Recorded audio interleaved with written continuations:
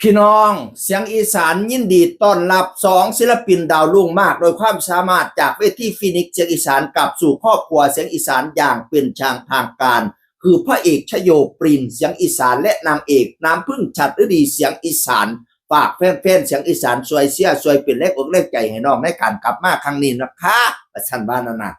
ตกลงแล้วชโยปรินกับน้ำพึ่งฉัตรฤดีกลับมาอยู่เสียงอีสานคือเก่าพี่น้องเอ่ยเพิ่นเปลี่ยนฟีนิกซ์เสียงอีสาน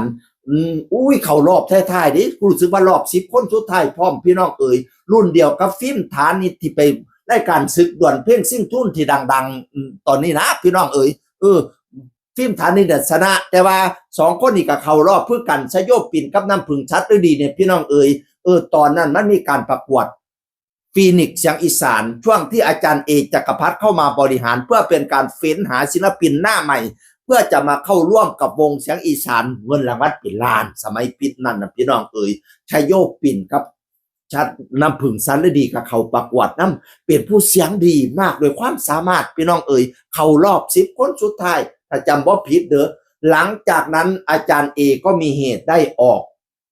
ถอนตัวออกจากวงเสียงอีสานเนาะพอแต่ถอนตัวออกจากวงเสียงอีสานปุ๊บฟีนิกซ์เสียงอีสานบางส่วนก็อยู่กับเสียงอีสานบางส่วนก็ออกไปอิสระบางส่วนก็มาอยู่กับอาจารย์เอกจักรพัฒน์ในชื่อทีมว่าทีมบัลลังก์อีสานสำหรับฟิล์มฐานิชเป็นสำหรับที่จะเบาถึงสำหรับชโยปปิ่นและน้ำพึ่งฉัตรฤดีก็มาอยู่กับอาจารย์เอมาอยู่กับอาจารย์เอบัลลังก์อีสานเด้อถ้าข้อมูลผิดต้องขออนุญาตบาดคำมาอยู่กับอาจารย์เอพี่น้องระยะหนึ่งปฏิกายบัลลังก์อีสานก็ยุติไปเนาะล่าสุดนี้ชโยปปิ่นและก็น้ำพึ่งฉัตรฤดีไปอยู่กับปทุมราชคีตศิลป์ปทุมราชคีตศิลป์เนี่ยแยกมาจากหนูพันธุ์วิเศษศิลป์พี่น้องเอ๋ยบัดนี้นี่อยู่กับปทุมราชกะระยะหนึ่งมันก็ไม่เวิร์กเท่าไหร่พอไม่เวิร์กเท่าไหร่ปุ๊บทั้งน้ำพึ่งฉัตรฤดีและชโยปปิ่นก็เลยประกาศยุติบทบาทจากวงปทุมราชคีตศิลป์พี่น้องเอ๋ย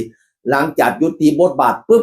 กลับสู่อ้อมกอดเสียงอีสานพี่น้องเอ๋ยก็เห็นว่าอาจารย์เอเป็นคนฝากให้ย่างดีเด้อาจารย์เอก็ฝากบอสเอ็มฝากบอสแป้งให้ย่างดีดูแลย่างดีพี่น้องเอ๋ยพ่อยังไงก็เป็นพ่อวสันต์เขียนขอความไปหากันระหว่างอาจารย์เอระหว่างฉัตรฤดีแล้วกับชโยปปิ่นก็เขียนไปหาอาจารย์เอก็ฝากฝังให้ย่างดีพี่น้องเอ๋ยแล้วจังใดก็เป็นลูกเป็นเต้าพะนะว่าชัดฤดีแล้วก็เขียนว่าขอบคุณพ่อเอที่เป็นกำลังใจสำหรับหนูเสมอมานะคะฝากพี่แป้งทรงนำพึ่งกลับบ้านเสียงอีสานอีกครั้งขอบคุณพี่แป้งพี่เอ็มแม่นกและขอบคุณเสียงอีสานที่รักเมตตาหนูนะคะที่นี่ยังอบอุ่นเสมอน้ำพึ่งฉัตรฤดีพี่น้องเอ๋ยบัดนี้ชโยปปิ่นก็เขียนว่ากลับมาเริ่มต้นใหม่ที่เสียงอีสานอีกครั้งรักและคิดถึงบ้านหลังนี้เสมอครับฝากแม่พี่รักเมตตาผมด้วยนะครับว่าสันว่ากลับมาอยู่เสียงอีสานแล้วพี่น้องเอ๋ยกะให้ฮุงเฮียงเลี้ยงเหลี่ยมคืออันคือกับเจิดจรัสคือกับศิลปินผู้โด่งดังอีหลาบักหลาเอ๋ยกลับมารักษาวัฒนธรรมประเพณีอีสานซอยกันสืบห้อยตาว่าห้อยปูซอยกันพี่น้องป้องไปกับเสียซอยกันเป็นผู้เสียงดีมากด้วยความสามารถดีน้อง2 คนนี่ก็ได้พี่น้องมาเติมกำลังให้กับเสียงอีสานเข้ามากลางฤดูกาลแล้วก็อยู่จนจบฤดูกาลแล้วก็อยู่ไปเรื่อยๆเด้ออีหลาบักหลาเอ้ยสร้างชื่อสร้างเสียงน้ำกันให้โด่งดังไปน้ำกันเสียงอื่นคนเก่าเว้าสู่ฟังสวัสดีครับสวัสดีครับ